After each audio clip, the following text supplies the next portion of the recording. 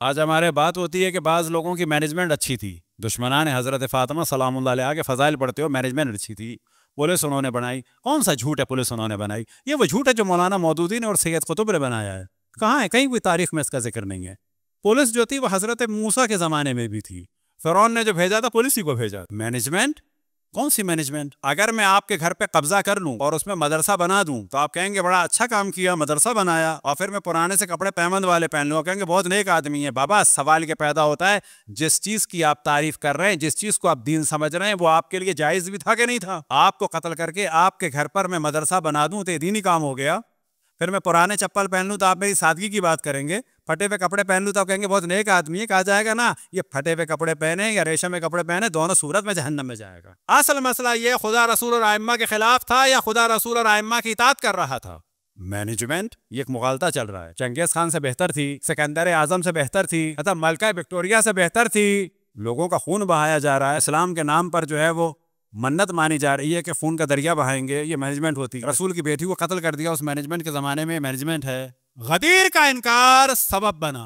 अब मशहूर जुमला है, बाज़ दफ़ा कहा जाता है, आयतुल्लाह उज़्मा अब्दुल्ला शिराजी से किसी ने सवाल किया हज के ज़माने, बाज़ जगह यह है कि ये पहले भी बाज़ उलमा जवाब दे चुके हैं कि आप लोग अज़ादारी क्यों करते हैं?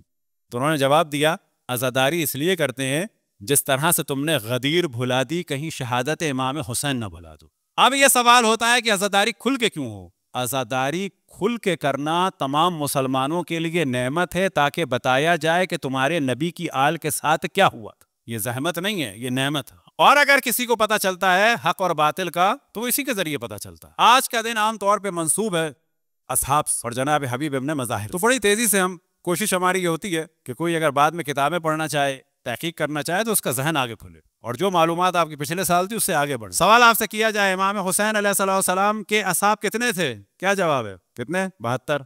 अच्छा, रिवायात में है 72। अब आप सवाल करते हैं, असल मौजू यह है कि सुबह आशूर इमाम हुसैन अलैहिस्सलाम ने जो फौज बनाई वो थी 72, जिसमें से 32 सवार थे जिनके पास घोड़े थे और 40 प्यादे थे। कितने हो गए? 72। शोहदाए करबला कितने? 72। अब आप सवाल करते हैं, उन 72 में हजरत अली असगर थे, कितने हो गए? 73। उन 72 में हजरत हुर थे? नहीं थे, कितने हो गए? 74। हजरत हुर के भाई थे, गुलाम था, बेटा था? तो याद रखें, दो अलग चीजें हैं। इमाम हुसैन ने सुबह आशूर जो फौज बनाई, जिसके अलमदार हजरत अब्बास अलैहिस्सलाम थे, उसमें 32 सवार थे, 32, 40 प्यादे थे। ये एक अलग मौजू है। तदरीजन शोहदाए करबला की तादाद बढ़ती चली गई, ठीक है? जैसे जनाब हुर और उनके भाई, उनके गुलाम, उनका बेटा, और कौन? हजरत अली असगर। और कौन? मिसाल के तौर पे मोहम्मद इब्ने अबू सईद इब्ने अकील, हजरत अकील के एक भाई थे, उनका बेटा था छोटा, जब वो खैमे से निकले तो इनको मारा गया। इनको इंशाल्लाह बच्चों के मौजू में डिस्कस करेंगे। और कौन? हजरत मुस्लिम इब्ने अकील की बेटी आतका। अब ये शौदा बढ़ते चले गए। इन्हीं शौदाए करबला में कौन है? हजरत मुस्लिम, जबकि वो तो करबला में नहीं। और कौन है जो पहले करबला के शहीद थे, जिनका हमारा जिक्र ही नहीं? जनाब सुलेमान बिन अबी रजीन, शहीद बसरा, वो भी शौदाए करबला में है। अब ये तादाद बढ़ती चली गई। अब कुछ असाब का हम बड़ी तेजी से जिक्र करें। इमाम हुसैन के जो सबसे आखिरी शहीद थे करबला में आशूर के दिन, वो थे जनाब सुएद बिन अबी मता। ये वो थे कि जिन पर वार हुआ, बेहोश हो गए, उसके बाद इन्हें होश आया तो ये सुन रहे थे कि इमाम हुसैन को शहीद कर दिया है और खैमे जलाए जा रहे हैं। इनकी तलवार छिन चुकी थी। इन्होंने अपनी छुपा हुआ खंजर निकाला और फिर उससे जंग शुरू, फिर इनको दोबारा मारा। ये थे करबला में उस दिन के आखिरी शहीद। उस दिन पे तवज्जो दीजिएगा, जनाब सुएद बिन अबी मता, सलवत पर मोहम्मद वाले मोहम्मद। इमाम हुसैन के दो असाब थे कि जो मारे गए, सर काटते वक्त पता चला कि जिंदा हैं, उनके कबीले वालों ने बचाना चाहा। इमाम हुसैन के एक सहाबी थे जो अहले बैत में से भी थे, सर काटते वक्त नौबत आई कि रिश्तेदार ने, एक ने, अस्मा इब्न खारजा ने उनको बचा लिया। वो कौन थे? जनाब हसन मुसन्ना। रिश्तेदार ने सोर्स लगाया कि ये मेरा रिश्तेदार है, माँ की मेरी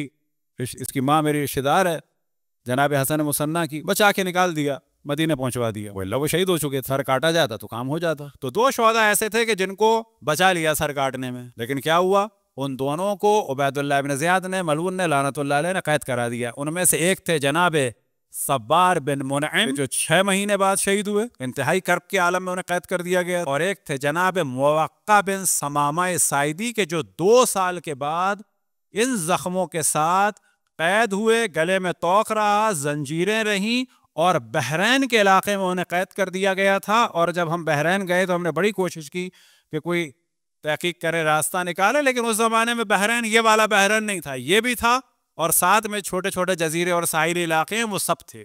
वहां 2 साल के बाद उनका दम निकला है। 2 साल के बाद सख्त तरीन मुश्किलात में रहे जनाब मुवक्का बिन समामा साइदी। और फिर करबला के दिन और फिर आशूर के दिन करबला में इमाम हुसैन के एक सहाबी थे कि जिनका रिलेशन बनता है किससे, जनाब सुलेमान बिन अबी रजीन से। जब जनाब सुलेमान बिन अबी रजीन ने इमाम हुसैन का पैगाम दिया, कहां पर दिया? बसरा में। तो वहां से एक निकले इमाम हुसैन की नुसरत के लिए ताने तना, और उनका देर नहीं करनी है, वो निकल गए।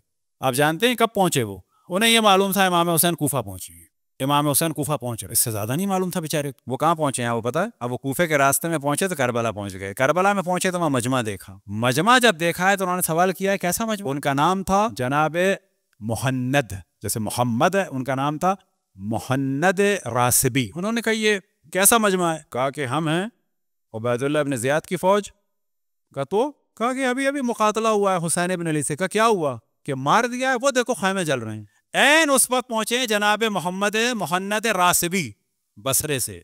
ये नतीजा था पैगाम का किसका? जनाब सुलेमान बिन अबी रजीन का। इमाम ज़ैनुल आबिदीन अलैहिस्सलाम फरमाते हैं कि हम अहले बैत के बाद जिस शख्स ने सबसे शदीद मुकातला किया है वो जनाब मुहन्नद थे, और तनहा तलवार लेके उन लोगों से मुकातला शुरू किया है। कब? कि जिस वक्त जनाब ज़ैनब और जनाब उम्मे कुलसूम के खैमे जल रहे थे और बीबियां भाग रही। सलवात पढ़े बर मोहम्मद वाले।